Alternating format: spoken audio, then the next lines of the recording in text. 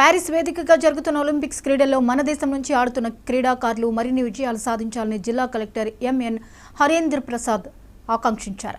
Olympic క్రీడలపై అవగాహన, క్రీడాకారుల్లో ఉత్సాహం నింపేందుకు గాను చీర్ ఫర్ భారత్ పేరుతో జిల్లా క్రీడా ప్రాధికార సంస్థ ఆధ్వర్యంలో విశాఖ కలెక్టరేట్ ప్రాంగణంలో ఏర్పాటు చేసిన సెల్ఫీ పాయింట్ను జిల్లా కలెక్టర్ చేతుల మీదుగా ప్రారంభించారు.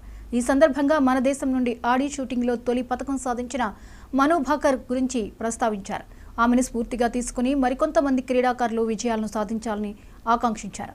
ఒలింపిక్స్ లాంటి వేదికల్లో 15 క్రీడాంశాల్లో దేశం తరపున సుమారు 117 మంది మన క్రీడాకారులు భాగస్వామ్యం కావడం సంతోషకరమని పేర్కొన్నారు.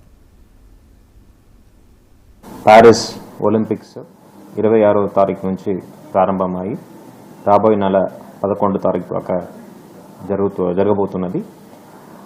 దానికి సంబంధించి మన వైజాగ్ పట్టణానికి చెందిన జ్యోతి ఎర్రాజీ అనే క్రీడాకారిణి 100 మీటర్ హర్డిల్స్లో పార్టిసిపేట్ చేస్తున్నారు.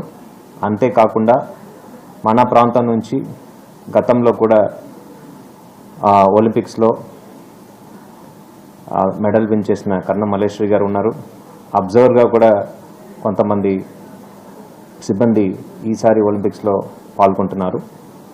రాబోయే 2028 ఒలింపిక్స్లో కూడా మన రాష్ట్రం నుంచి, మన విశాఖపట్నం జిల్లా నుంచి ఎక్కువ మంది క్రీడాకారులు పాల్గొనే ఉద్దేశంతో ఒలింపిక్స్ గురించి అవగాహన కల్పించడానికి, స్పోర్ట్స్ మీద ఒక పట్టుదల పెరగడానికి సెల్ఫీ పాయింట్స్ మరియు అవగాహన సదస్సులు కూడా మనం ఏర్పాటు చేయడం జరుగుతుంది.